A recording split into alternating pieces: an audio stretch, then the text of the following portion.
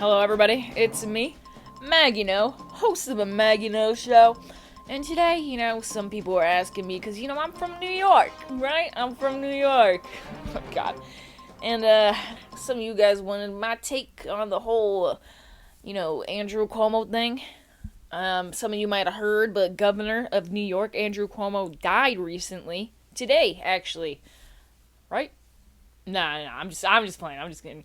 He didn't actually die. He actually just has 11 sexual assault or harassment allegations against him from 11 different women. And so that's basically the same thing. He going down under no matter what. So, sucks for him. But I think maybe just we should go over some of the shit that he was saying today because it is goddamn ridiculous.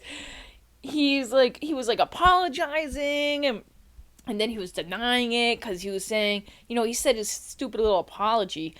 And then he was like, this is all just a political attack on me, blah, blah, blah. Which is his response to a 165-page report from interviews with 180 people that, were like, this dude got problems. He be touching everybody. Like, he was feeling up this police officer.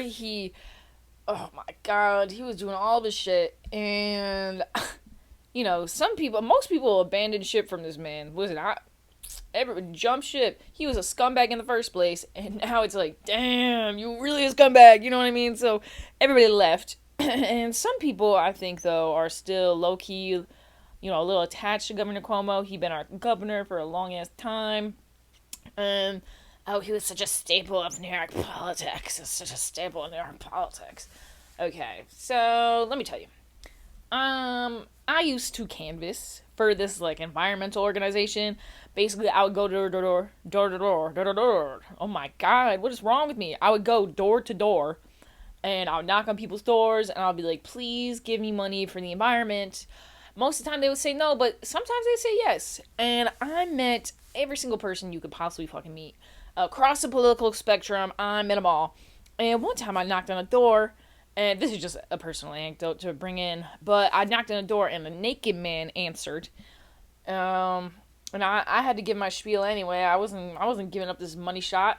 So I started talking about climate change. And, standing there naked in front of me, he said that we just have to trust in God for that one. Trusting God. I was like, sir, I don't trust anything that runs this universe. Anything. Definitely not God. Because whatever is running this, let me see your ding-along today. And that's just not right. That is not a just God. So, right. Get a Bible to cover your junk, dude. I spoke to him. I spoke to a lot of liberal white ladies.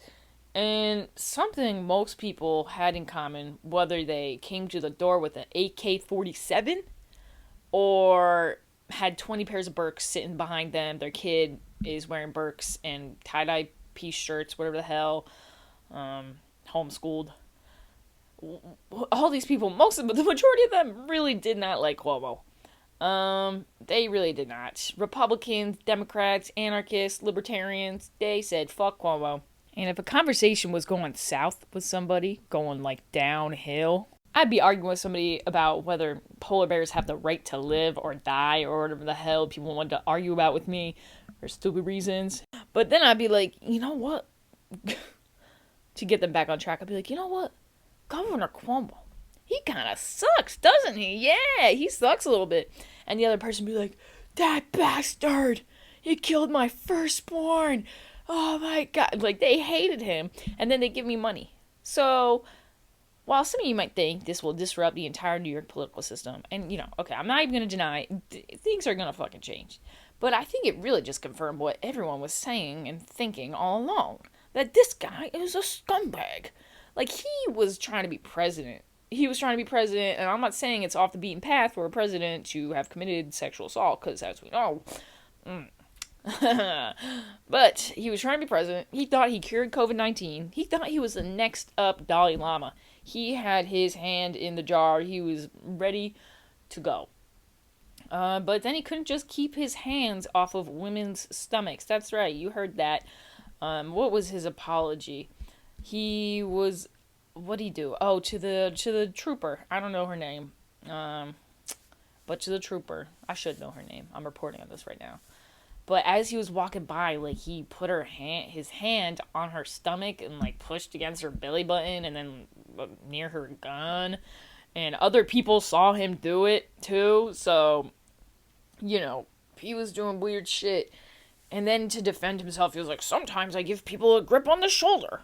Sometimes I touch somebody's stomach. Dude, what the fuck are you talking about? Imagine if that was a universal greeting. We just touch each other's stomachs. Like, what the hell? What? Like, sir, I am not pregnant. Leave me alone. Do not touch my stomach. Yeah, but he out of office. I can't. But I thought it was gonna take longer for him to resign. I thought he was gonna be like, "Nuh, I'm not resigning. You're gonna have to impeach my ass." But he said, "No, I'm leaving right now." Which, good, get him the fuck out of there. And then today I was watching CNN and they're like, should we prosecute him for the sexual harassment cases? Should we prosecute? Yes, obviously. Why would him resigning stop that at all? People just want to let him off the hook, whether they know it or not. People just want to let him off the hook. No, he groped people. Fucking weirdo. Anyway. Do do do do do do do do do. That's my breaking news music because we have ended this segment with your host, Maggie Noe. And there's really no point in me pretending to do the music because I'm going to play it right underneath this. But anyway, thanks for listening to your local representative of New York State, Maggie. And I'll see you next time.